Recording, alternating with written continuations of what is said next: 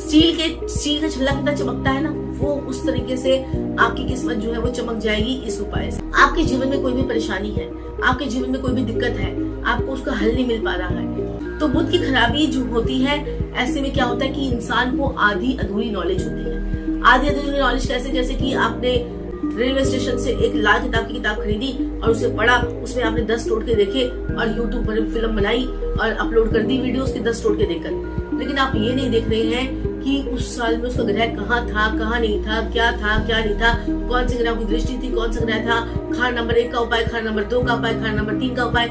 ऐसे करते करते आप जो है आप एस्ट्रोलॉजर बन गए। तो ये क्या है? आधी अधूरी knowledge. Little knowledge is very dangerous thing, यानी कि बुध की खराबी। दूसरा, दूसरों की बातों में फंसाना, दूसरों को अपनी बातों में फंसाना, ये भी बुध की चालाकी नहीं है। और जो आप खुद फंस जाते हैं, ये भी आपकी बुध की खराबी है। आप दूसरों की बातों में बहुत जल्दी आ जाते हैं, फंस जाते हैं और अपना सब कुछ जो है उनके ऊपर लुटाने के लिए तैयार हो जाते हैं। तो ये आपका बुध जो है वो खराब होकर बोल रहा है, चीख कर बोल रहा है कि मैं खराब हो गया। तीसरा, आपके नमक खाकर ही लोग आपसे जो है नमक हरामी करते हैं और आपके लिए क्या करते हैं कि आपको ही बातें सुनाते हैं। तो ये भी आपके जो है बुध की ही खराबी जो है वो होती है। रातों की नींद आपकी उड़ जाती है, नसों में खराबी आ जाती है और साथ ही साथ में घुटनों में, टांगों में, नसों में दर्द। और 2 बीमारियां बड़ी जबरदस्त लगती है जब बुध खराब होता है, एक पार्किंसंस और एक वेरिकोन वेन्स। तो ये 2 बीमारियां आपको जो है लग जाती है, तो समझ जाइए कि बुध खराब है। अब ऐसे में करना क्या है? आपने स्टील के छल्ले का उपाय करना है। स्टील के छल्ले जो होते हैं, फौलाद के छल्ले जिसको बोलते हैं, स्टील कितना चमकदार धातु, कितना चमकदार मेटल होता है और कितना सुंदर तरीके से चमकता है। तो उसी प्रकार से कि आपकी किस्मत भी चमक जाएगी अगर आपने स्टील के छल्ले इन दोनों लिटिल फिंगर्स में आपने पहन लिए। इसका उपाय 2 तरीके से होता है। या तो आप इस दोनों छल्लों को अपने लिटिल फिंगर में पहन लीजिए।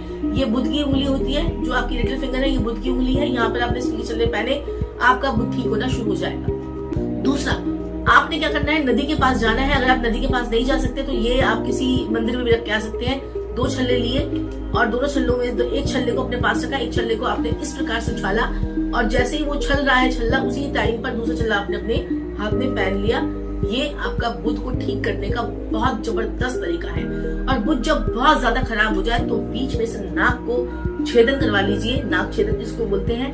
देखिए यहाँ पर आपको कुछ नजर नहीं आएगा, अंदर ही अंदर वो छेद कर देते हैं और उसमें तार डाल देते हैं सोने की या चांदी की, अकॉर्डिंग टू योर कुंडली। वो भी बुध को ठीक करने का बहुत अच्छा उपाय है। लेकिन जब हर रास्ता बंद हो जाए तब ये लास्ट में ये उपाय जो है वो करवाया जाता है। आजकल तो लोग कहते हैं जाओ नागछेदन करवा लो, नागछेदन ज्यादा भी नागछेदन करवाने से क्या होता है कि राहु की क्रिएटिविटी जो होती है, राहु वो आपका दब जाता है, उसकी क्रिएटिविटी खत्म हो जाती है। ये जो इस उपाय से, छल्ले वाले उपाय से आप बहुत जबरदस्त तरीके से ठीक हो सकते हैं। अगर आप स्टील के छल्ले को अपनी दोनों लिटिल फिंगर्स में पहने, आप देखें बुध किस प्रकार से आपका जबरदस्त आपको रिजल्ट जो है वो देना शुरू कर देता है।